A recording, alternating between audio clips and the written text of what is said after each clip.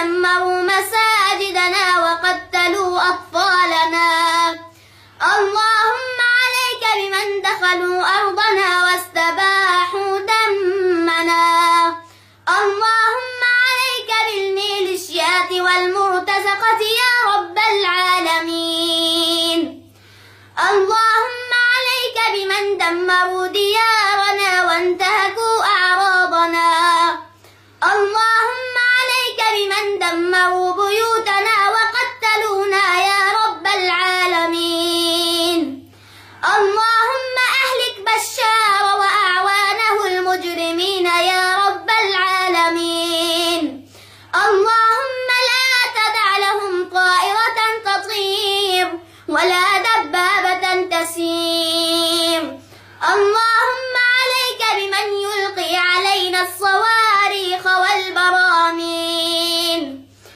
اللهم اجعله عبرة لمن يعتبر يا رب العالمين.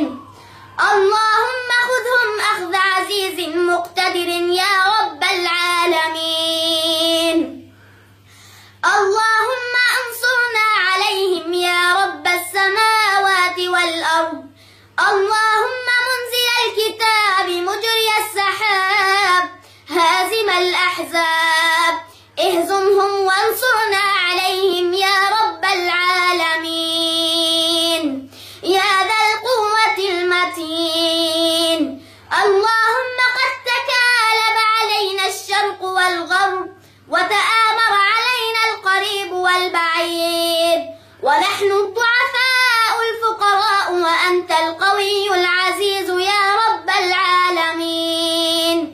اللهم نسألك بأسمائك الحسنى أن توحد بين صفوف المجاهدين والمرابطين في سبيلك يا رب العالمين. اللهم وحد صفوفهم وقوي عزائمهم وسدد رميهم وألف بين قلوبهم وأيدهم بنصر من عندك يا رب العالمين.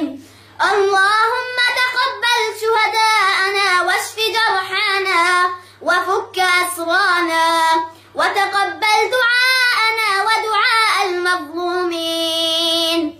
اللهم انصر إخواننا المسلمين في كل مكان يا رب العالمين. وصلى الله على نبينا محمد وعلى آله وصحبه وسلم.